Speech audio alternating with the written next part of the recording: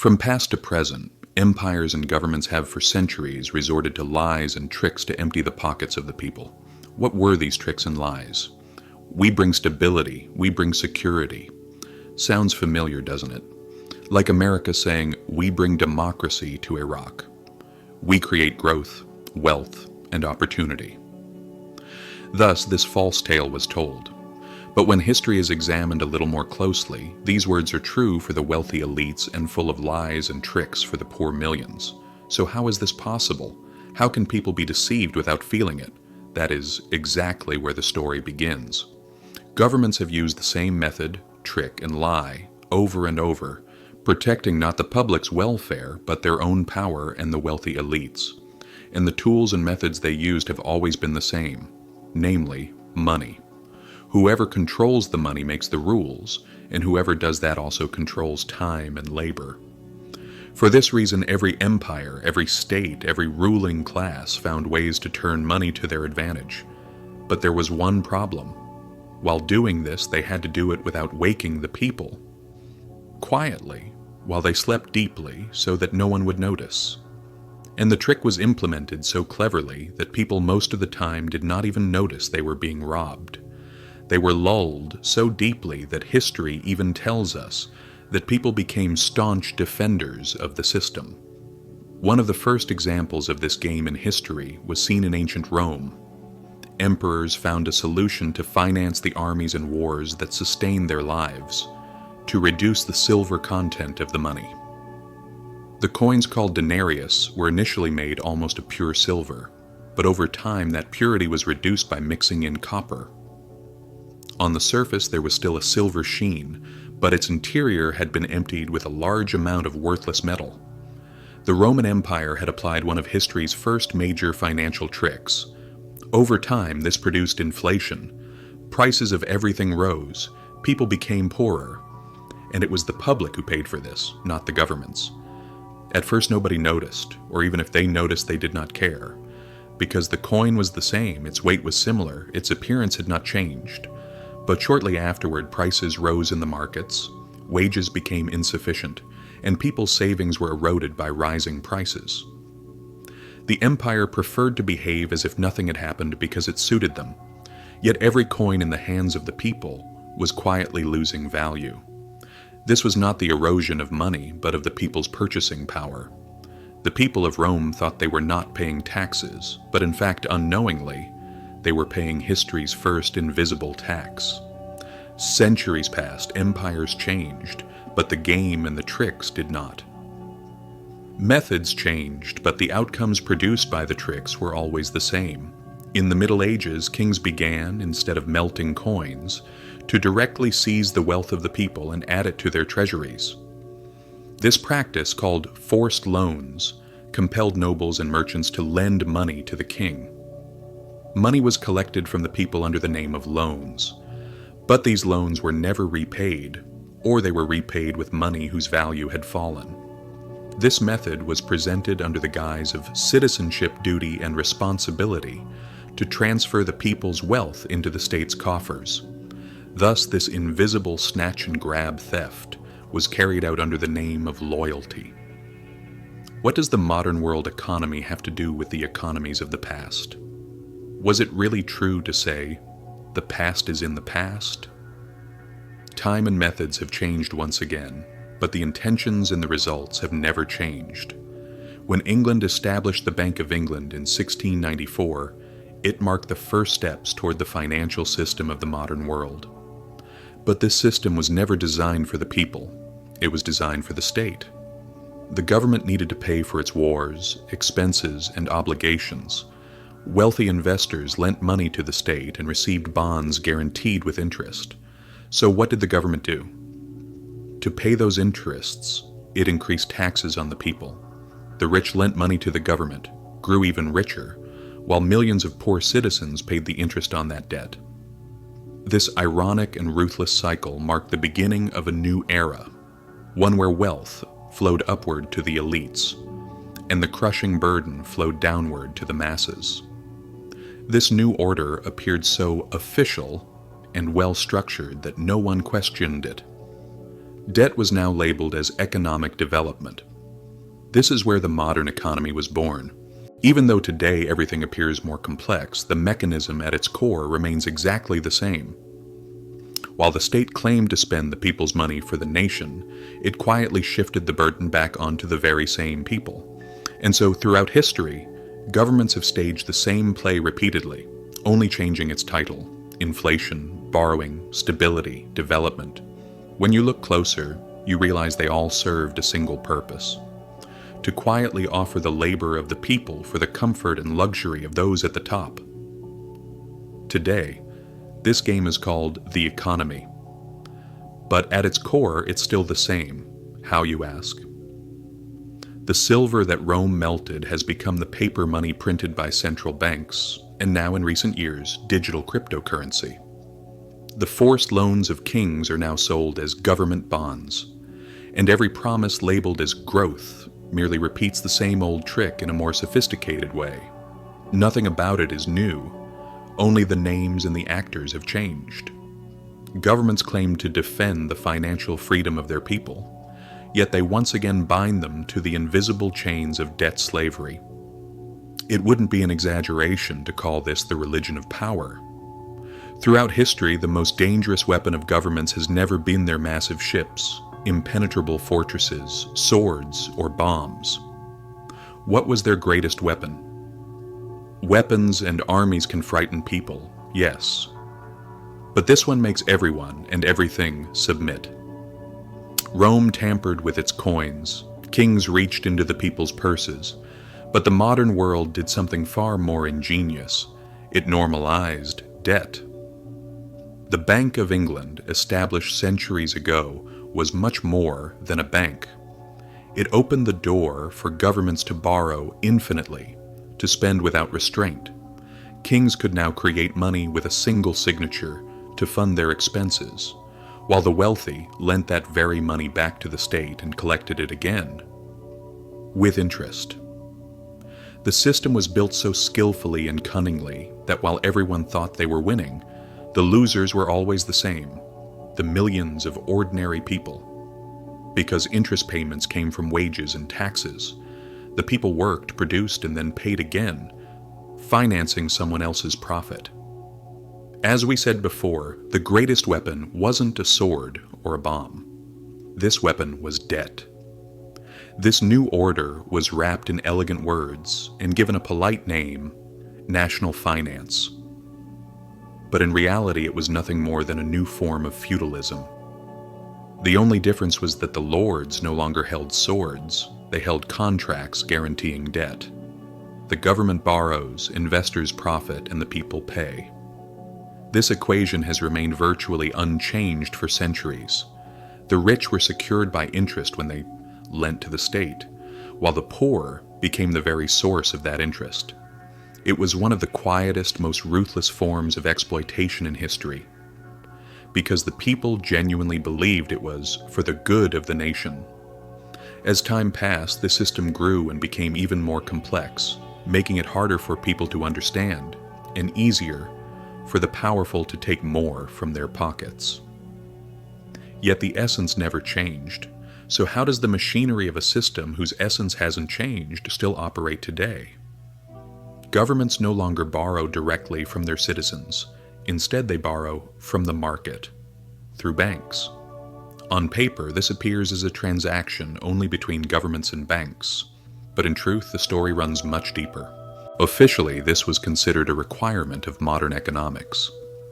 In reality, only the name of debt had changed. Each new loan was born to pay off an old one. Everything began to be born in debt, and that chain was never broken.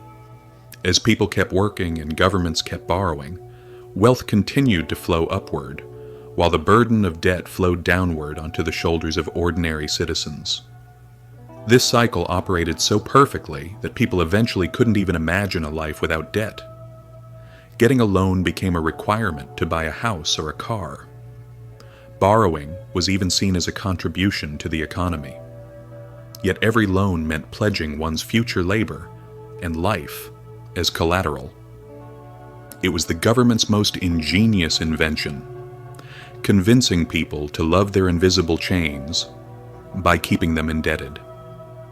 The power of debt lay in its charm, the illusion that it was not a danger but an opportunity. As banks issued loans and governments sold bonds, everyone thought they were getting richer. But the source and quantity of that money never changed. It came from future taxes, new money that would be printed, and salaries that would eventually lose their value. Humanity chose not to see what it should have known, that debt is the consumption of future labor today. And this mechanism has operated flawlessly throughout history. Every nation was in debt, every citizen was in debt, but no one asked the question, who is the creditor? Because everyone loved the illusion that debt created, the illusion of comfort and ease, the creditor was the system itself. This system needed and created new debt constantly to stay alive. As governments borrowed more, citizens paid more in taxes. As taxes rose, prices naturally followed. As prices increased, new credit opportunities were offered. And this vicious circle became not just economic, but a form of psychological enslavement. People came to see borrowing as a normal part of life, interest as a necessary element of the economy, and inflation as inevitable. As long as this belief continues, so will the system, because as long as people cannot see their chains, they will believe they are free. But history has proven, harshly and repeatedly, that this belief is false. When Rome's silver was diluted, the people stayed silent. When kings imposed forced loans, the people mistook it for civic duty. Today, when governments borrow trillions of dollars, the public still says, "We're strengthening the economy." But the truth is, the only thing growing stronger is the debt itself. The most cunning part of the system is its ability to justify its own existence. They claim that without debt, the system would collapse. That is a lie. In reality, the system survives because of debt. That's why debts can never be fully paid off. New ones must always be created. Governments know this well and use it wisely. When debt ends, control ends. And when control ends, so does their power. This is why no government truly wants to eliminate its debt. They may appear to reduce it, but in reality, they only expand it further. Because debt is not just a financial tool. It is a weapon of obedience used by modern states to control their people. Debt is the guarantee of compliance. Every news headline you hear about budget deficits or public debt is merely the same old deceptive story told in modern language. The forced loans of kings are today's government bonds. The silver Rome diluted is now printed by central banks, and the public is still listening to the same fairy tale. How does inflation born from debt appear, and how does it crush the people beneath it? History shows us that when governments could no longer take money directly, they mastered the art of manipulating its value. Today, the modern world calls this inflation, but in truth, it is the oldest and most silent tax in human history. And its danger lies exactly in this. It robs you while making you thank it. Inflation holds great allure for governments because no one sees it as a tax. No one protests in the streets saying, "Kots, my salary lost value." Prices rise, people complain in markets, butcher shops, and streets, but no one realizes that it is a deliberate policy, a silent theft from their pockets and their future. If one shocking truth must be told, it is this: inflation is not an accident. It is a tool deliberately chosen to drain the wealth of nations. It is the government's most elegant way to hide its debts, to erode the value of the people's savings, and to make their investments quietly disappear. Today, when central banks create trillions under the name of quantitative easing, or when they issue AI-era digital cryptocurrencies, the same trick continues. When paper money is printed, it's the same.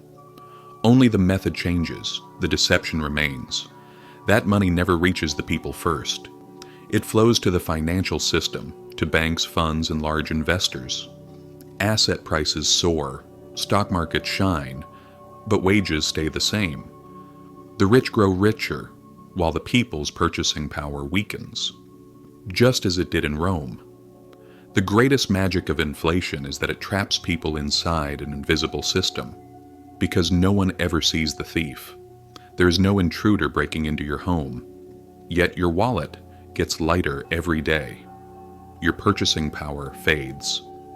This is not the work of money, but of time itself. When you once worked 1 unit to buy something, you now must work 2. You try to save money, but you can't, because the value of tomorrow is already smaller than today. And so people are forced to live constantly in the now, unable to plan for their future. That, of course, is exactly what the system wants. And what's the most ironic part of it all?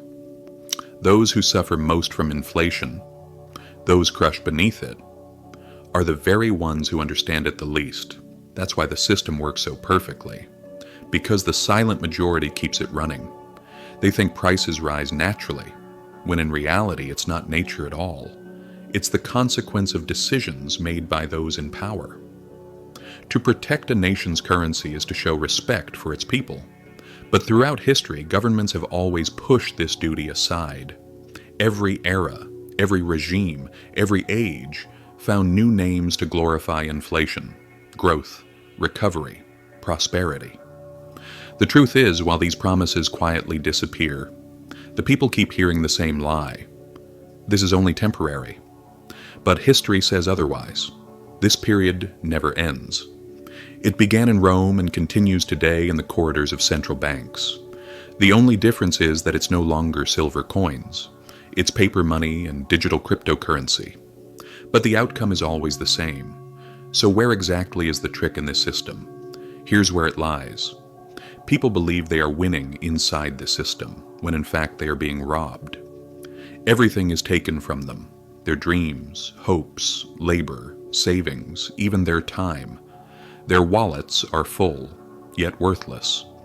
Their salaries are high, yet buy less.